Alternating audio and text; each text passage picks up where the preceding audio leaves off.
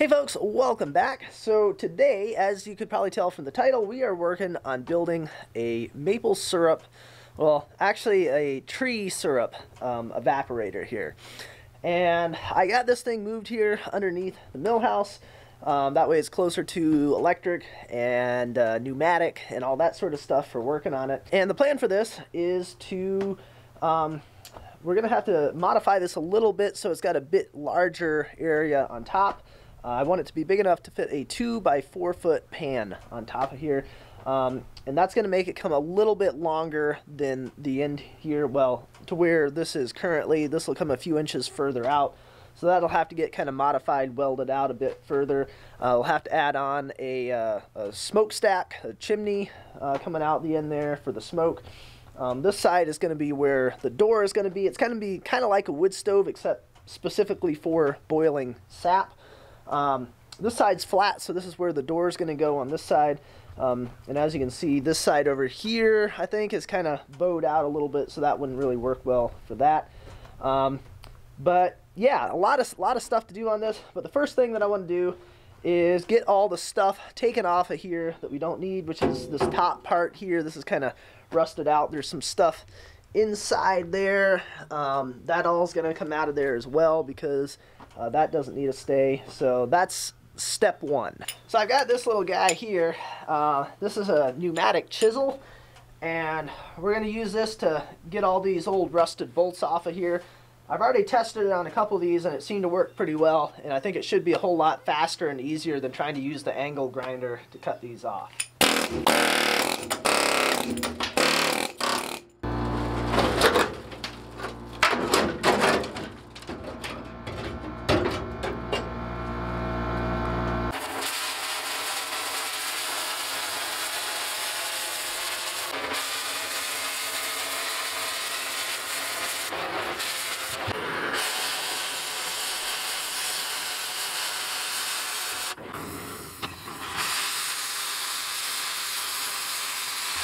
Alright, so I think we're ready to start doing some cutting on this thing.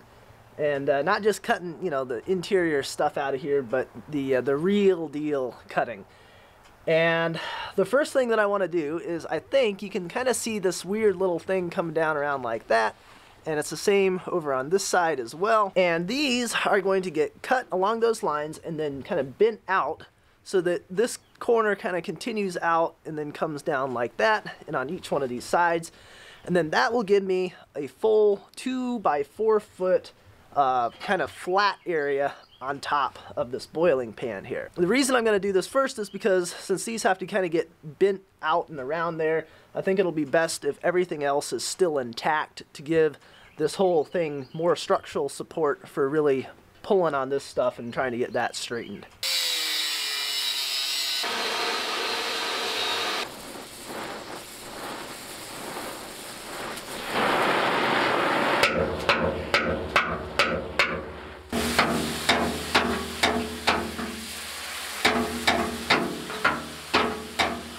Alright, so that's sort of kind of pounded into place. It's not quite where it needs to be, but it's getting there. And you can sort of see what the shape of this evaporator is going to be as well. And I still got to make the cut going around there, and we're going to take all that section out of there. And then that's going to get reused as metal inside to create sort of a shelf inside there, so that the fire is going to burn over here, and then it'll come up through this channel and then out through the pipe, the stove pipe down at the end there. So this whole section needs to get cut out as well. But before we do that, we're going to do the same thing to that little corner on there. Now the way that I got these lines drawn on here was I took a piece of paper and kind of lined it up the way that I want it to be on there, the way that it looked like this would kind of come out, and then I just kind of folded that over around this corner, this kind of rounded off part, and then just marked the lines around the edge of the paper, and hoped that it would work. And I think it did work pretty well over here. It's not perfect, but it's a whole lot closer than I probably would have been able to get just freehanding it and hope that I got it in the right spot.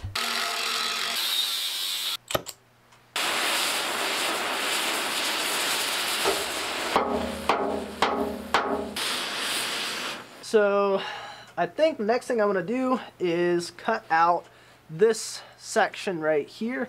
I'm planning on reusing this end cap for a different part of this.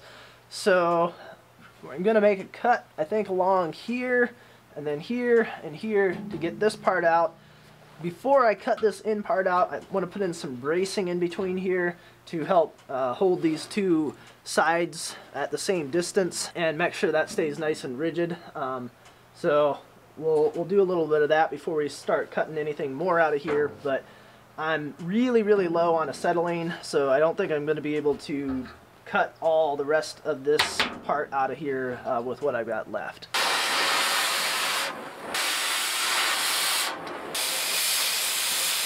Okay, I think this other tank here, I've got two tanks, 2 acetylene and 2 oxygen. I think this one might actually still have a little bit left in it. I thought it was completely empty, but there may be just enough to where we can finish off this cut going around this end cap here on the evaporator.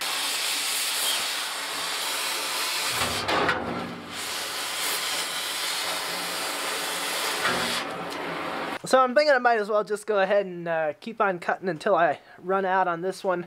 There's actually a little bit more in it than I thought there was going to be. So I'm going to just start cutting down along this line right through here. And if I got enough, I might start going around that way too. I don't know. We'll see, but might as well go ahead and empty it out and get it filled up tomorrow. I'm getting out of order here, aren't I? Just a few minutes ago, I said I want to brace this before I start cutting the. Oh man. Okay, never mind. We're not gonna drain this out right now. Ugh. I'll figure out what I'm doing here one of these days.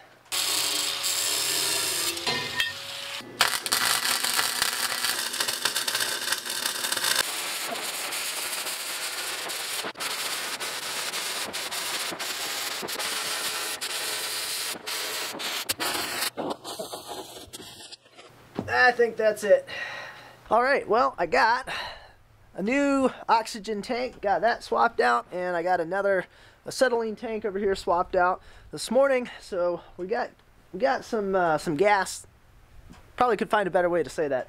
We got some oxygen and acetylene. So we're good to go. There's still a little bit left. I think in this guy we're gonna try getting that finished up here. Might even be enough to finish our little maybe foot of cut coming down through there. But we'll get it fired up and see if we can't get this thing finished cutting through here.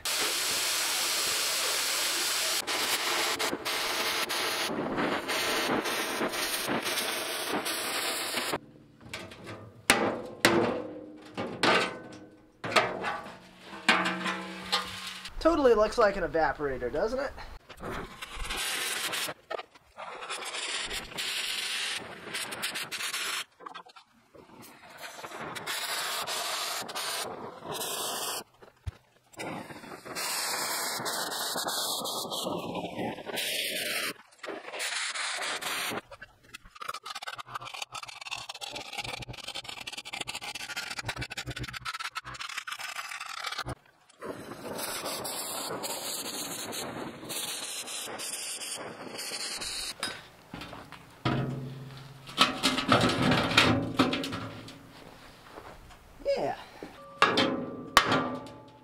I'll need to grind this all down, clean this up a little bit.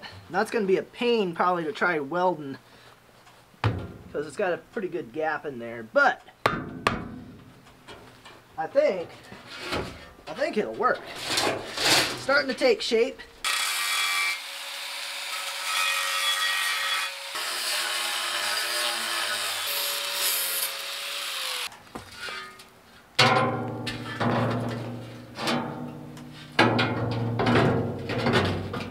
Just a little bit tall, isn't it? Yeah, you know what though? I'm kind of thinking it's close enough because I don't want to have to trim that all the way back down again. So It'll be fine.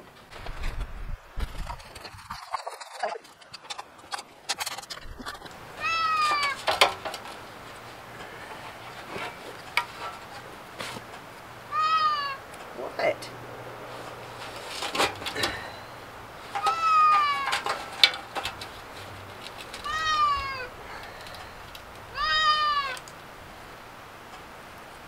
Hi.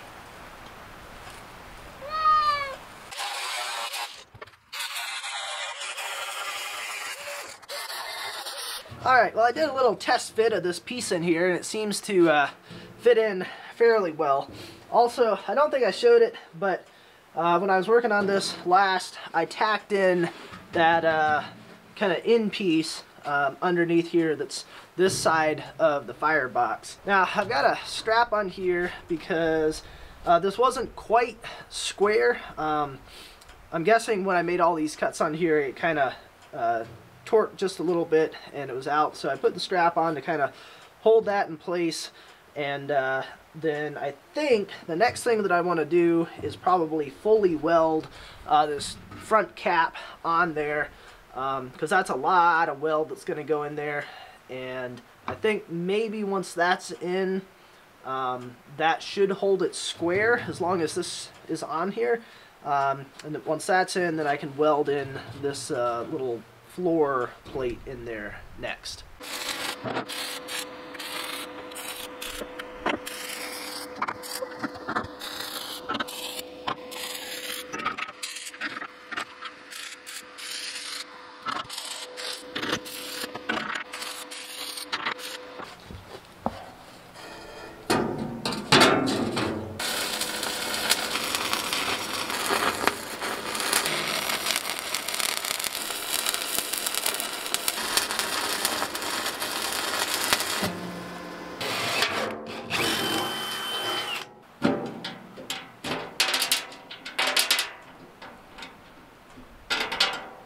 Alright, so what I've done is I've gotten a, this is a barrel stove kit, and, well, like the name implies, it's made for converting a metal barrel into kind of a stove. It would be like an outdoor sort of thing, with those being as thin a metal as they are. But it's more or less the exact same thing as what we're doing here.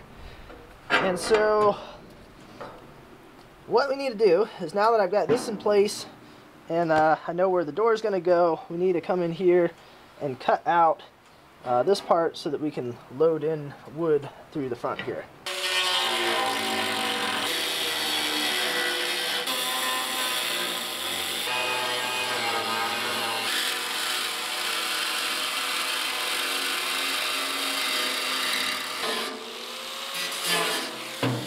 So now just need to put a few more holes around through here, and that'll be hooked on there real well. Now you'll notice I did not make a cutout here for this little airflow control, and that's because I'm not using that. I'm gonna put in a hole somewhere down in here, and I'm gonna have a blower fan pushing into here, and then that's gonna blow up through there. That's gonna get that fire going really, really hot, and I don't need that anyways, because if I were to open that up with the fan going, your air would be shooting right back out at you, so I don't need that.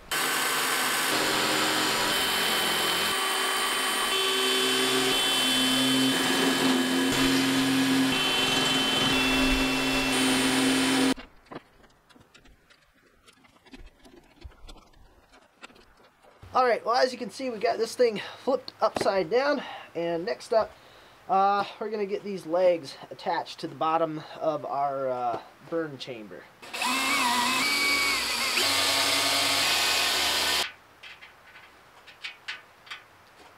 Alright, so the next step on this is pull the door back off of here. So what I didn't take into account when I was putting this on is that this little bolt for the slide here sticks out the back of where our vent is. And so because this is completely flat going all the way around here, this was pushing into the front of that, and it was bowing it inwards, so there was actually a kind of a decent little gap coming around in back here. So I think what I'm going to do is I'm just going to pull this slider part right off of here, because again, I'm not using it. This is all solid behind here anyways. Pull that out, and then this will sit nice and flat up against the front of the evaporator arch.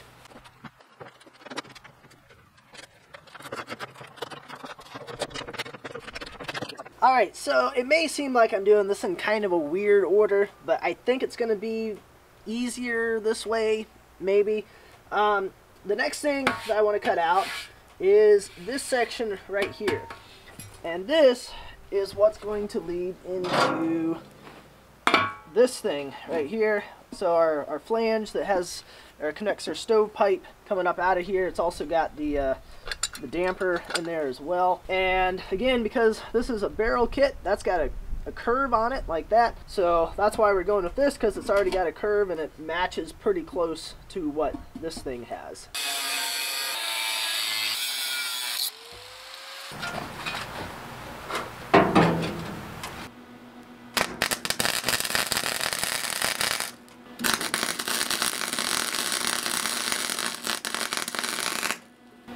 That's more or less tacked in place where I want it. And these things are just to hold this at the right distance, because they were kind of towed in just a little bit. So that keeps that at the right distance, so I knew how wide this needed to be to get that all matched up. And now we got to start filling in the rest of this area through here.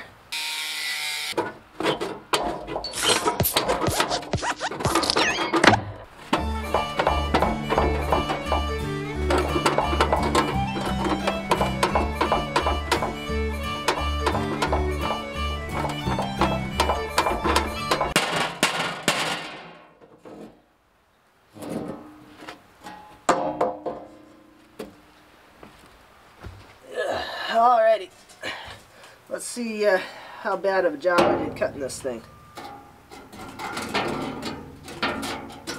Oh yeah, actually, that looks pretty good. Need to do a little bit of fitting here. Get everything to match up the way that it needs to, but yeah, that's not bad.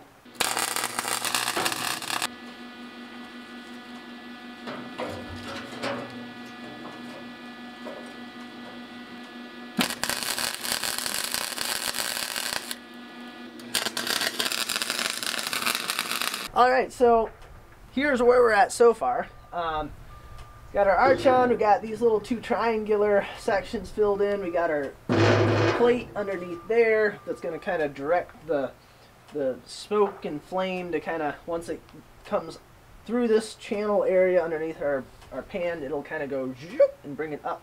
And then it'll come out our stovepipe, which will go that. And so what we've got left, at least for this end, is to put a panel on this side that'll kind of cover this little little arced crescent area, and the same thing on the back side. And then we need to attach this on the top, cut a hole for that to go out, and then finish welding all of our seams for all these different things that we've added on the back. Now I'm thinking the next thing I want to do is add this on, because once I add on these plates on the front and the back of the arch, this is going to be really, really stiff. So if I go ahead and put this on now, when I tighten down these bolts, if the arc on this doesn't perfectly match this without these plates on here, this will be able to flex a little bit, and I think we should be able to get a tighter seal around this little collar. Whereas if those plates are on the front and back already, this is going to be real stiff, and this probably is not going to budge at all to try and match the arc on this thing. So that's why I'm thinking next step is to get that thing put on.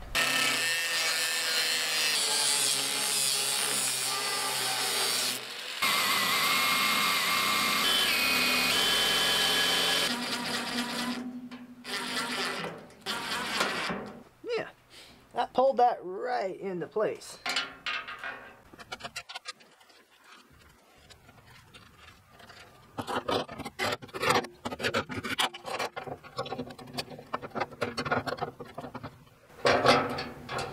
Not even sure if I really need this in here for what I'm doing. I'm probably just going to want to have that wide open all the time, I would assume. I don't know. We'll leave it in for now, and might end up getting pulled out later. We'll see.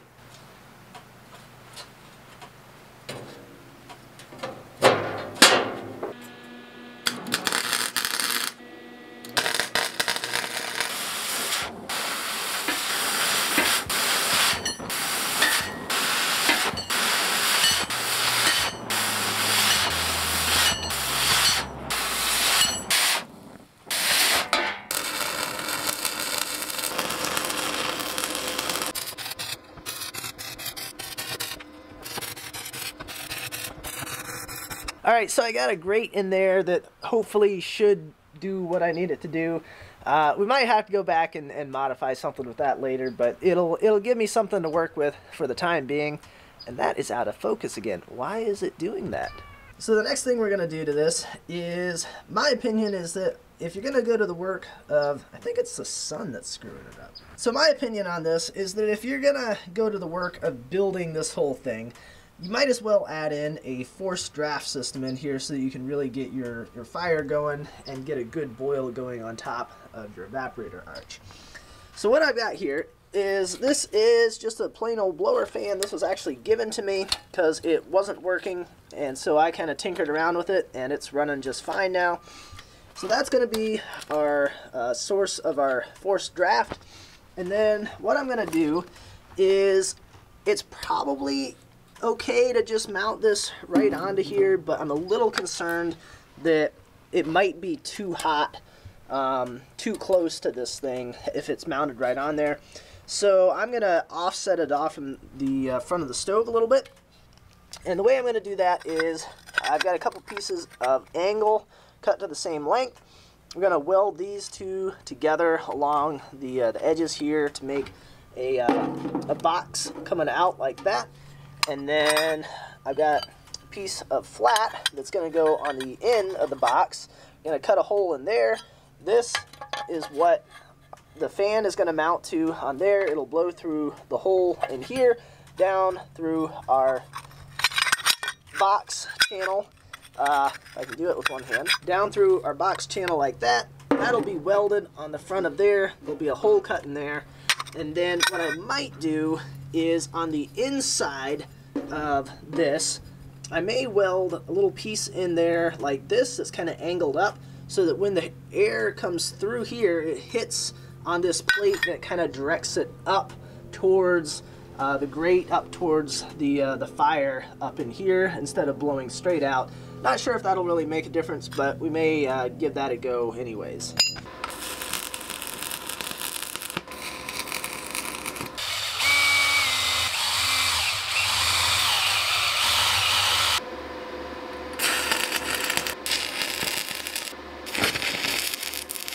I think that ought to work.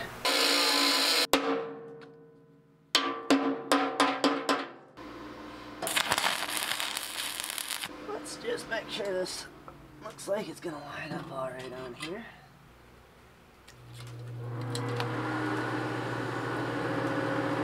Alrighty, so I spent a fair little bit of time the other night working on getting all of these seams welded up.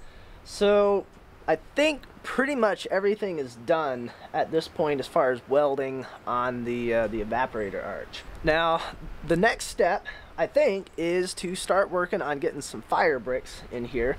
That's kind of an insulation protection for the metal. It helps hold the heat inside of the arch instead of radiating it out through the walls. It also helps keep your metal from rusting out quite as fast, which we've already got a pretty good start on this thing, but hopefully it'll keep it going for at least another few years. And I've actually got quite a few of them here. I found a guy that had a whole bunch of them. Interestingly enough, the reason he'd gotten a whole bunch was to build an evaporator arch, and these are leftover ones that he'd had.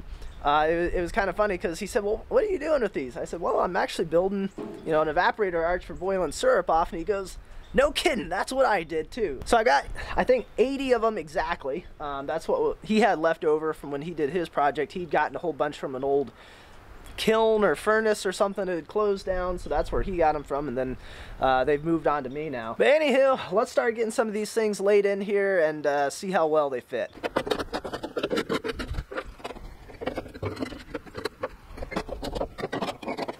Actually fit in there pretty nice. I don't have a any sort of a, I don't know, masonry saw or anything like that.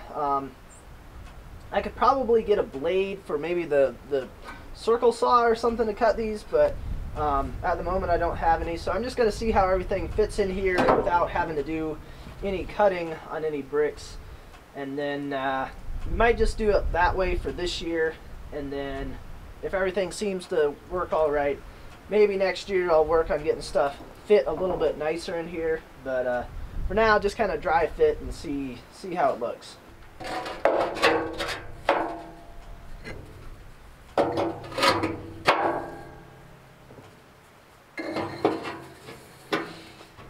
Now, as you can see, there is going to be a gap back here because this is curved and obviously these are flat. I don't know if that's a problem, having a gap back there, or whether that's fine, doesn't make any difference. I'm not real sure. But I would think it would be okay. Boy, that is just about perfect, isn't it? 6 of them along through there. There's not a whole lot supporting this end one here. But I think what I should be able to do is weld a little piece of angle iron along through here so that if I can get my hand going the right way, like that, and then that would, you know, support this so that they can't lean outwards and kind of be locking them on there. I'd still be able to, you know, lift them up just a little bit and tip them out on the bottom if I needed to replace them, but that would pretty well hold them in place.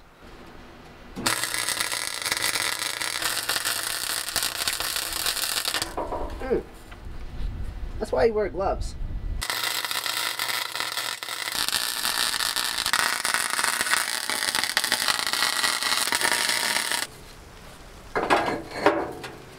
And can't quite get a full brick in right there.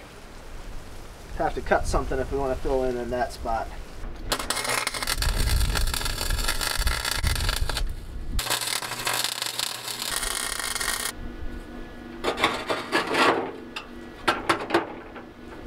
Alright, so the next thing we're going to do is I'm going to build a pallet for this thing to sit on, and it'll be more or less as kind of a permanent thing that it'll go on too. This thing is not exactly easy to move since it's rounded on the bottom here. You can't really use the forks to get underneath it to lift up on it. It would just kind of tip over one way or the other. You could probably try scooting it like into the bucket of the skid steer and lift it that way. Again, not exactly ideal, so we got some wood milled out right over here. We can just grab this, make a little pallet. This will be able to sit on real nice, so you can come up to the forks, lift it up, move it around, do whatever we need to do, and hopefully that should make that a good bit easier doing it that way instead.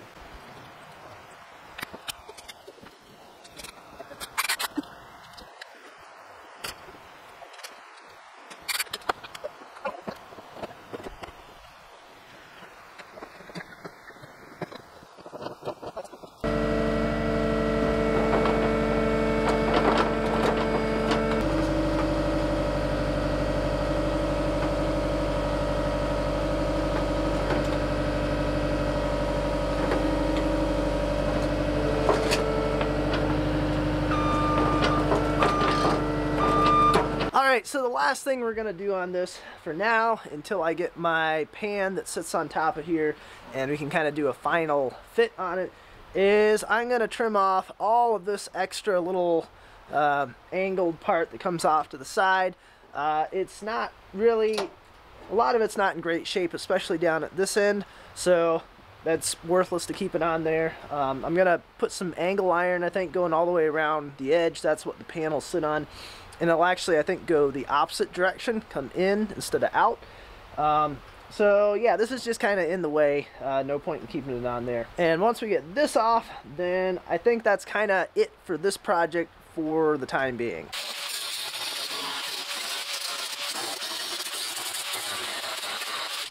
I think maybe I should put a new cutoff wheel on there before I try finishing this thing off. Getting a little bit low.